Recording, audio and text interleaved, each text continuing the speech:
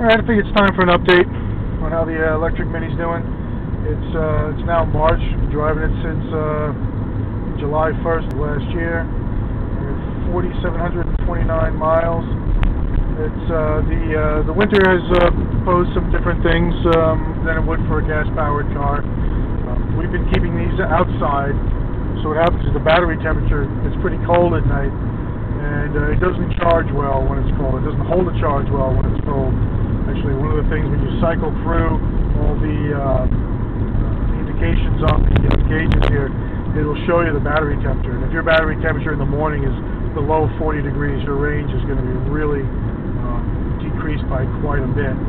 Normally, in the summertime where I was getting probably 90 or so indicated miles, in the wintertime it's sometimes down around 70 or so if it's cold enough. And also your regenerative braking, like when you let off the gas and it brakes like that, if it's below around 40 degrees in the battery temperature, you lose some of that, sometimes all of that. So it's kind of weird. You get used to that regenerative braking, and then it's a cold day, and the first time you go to let off the gas, and it basically freewheels. It takes a little while to get used to, but it does give you a warning that comes up on here. It's a little gear with a temperature thermometer-looking thing in it that flashes yellow, which warns you that that's going to happen. But still, it's still pretty freaky when it happens. You're not really expecting that. These things are not great in wet weather, so if it snows at all, we don't use them. I go back to I'll use the four-wheel drive pickup instead. Not a great winter car. Obviously no ground clearance and all. That's nothing different than a regular Mini though. But basically the performance to the engine doesn't make full power when the whole system is cold. So it's a great summer car. Not as good in the winter. It's been reliable though. I haven't had any more problems like I had there.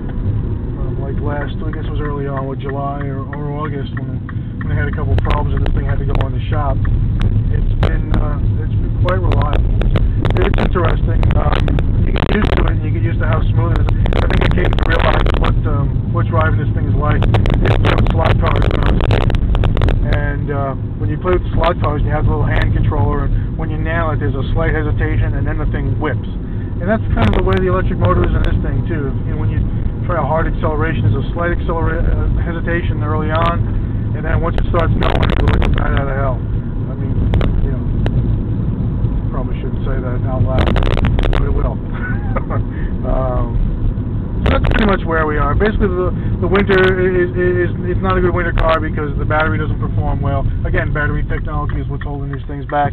And also because in the wintertime, especially if it's like snowing or raining, you're using the headlights, the wipers, the defogger, the heat, all of that stuff is electric powered on here.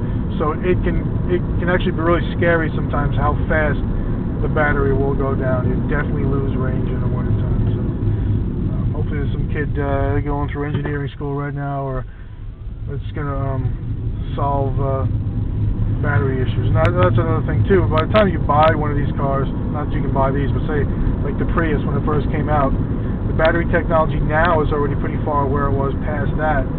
So when those cars get older, I don't know what's going to happen with the batteries. The battery is going to be a different technology. So as far as green technology and being recyclable or whatever, I don't know how that's going to work.